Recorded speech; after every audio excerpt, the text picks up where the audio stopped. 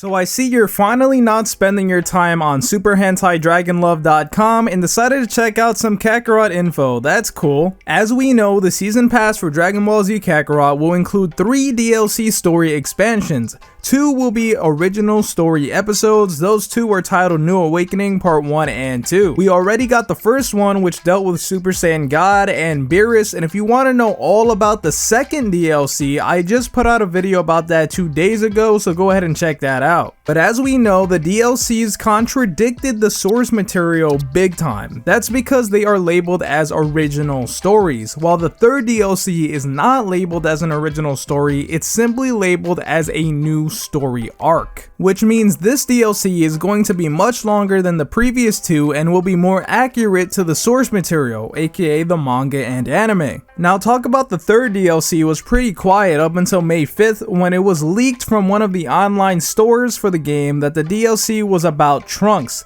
Then everyone lost their freaking minds. I'm not sure why everyone went crazy over this when this was pretty much leaked when the game first came out. Apparently everybody just forgot about this. On January 24th, data miners found 2 items in the DLC files. One was a render for Trunks' hair. Now when I first saw this, I immediately thought it was Trunks' Super Saiyan 2 hair. A lot of people said it was his regular Super Saiyan hair, but that just didn't make sense to me. If Trunks already had a rendered model for his Super Saiyan hair, why would there be a second render under a different file for the same form? Now if we look at the anime, we can see this looks identical to Trunks' Super Saiyan 2 hair. So I was pretty much convinced that this was for Super Saiyan 2. The thing is, I overlooked the fact that apparently there are several extra renders of hair models for some reason. This is just something the developers do. I couldn't tell you why, but this means this actually could just be the Super Saiyan 1 hair. Next we have the textures for a new outfit for Trunks. At first glance I said, well, this is very obviously his outfit from Dragon Ball Super. A lot of people said this was an outfit he wore in the history of Trunks. And to me, I just couldn't see it. But then I realized, oh, that red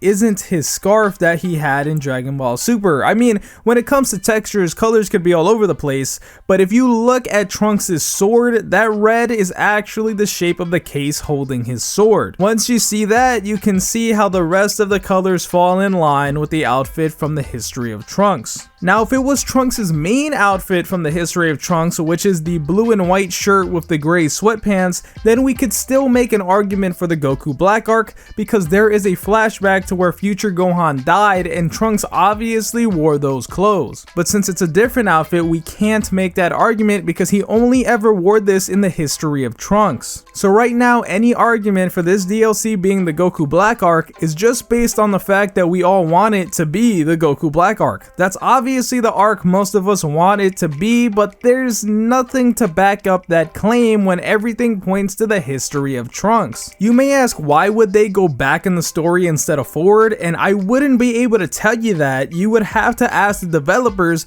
but if that's what they decide to do, then that's what they decided to do. Could this be the Goku Black arc? Well, anything's possible, but right now everything is pointing it to being based on the history of Trunks. I want to thank you guys for watching today's video, and I would appreciate it if you left a like before you go. My name's Konjik, and I'll talk to you in the next video.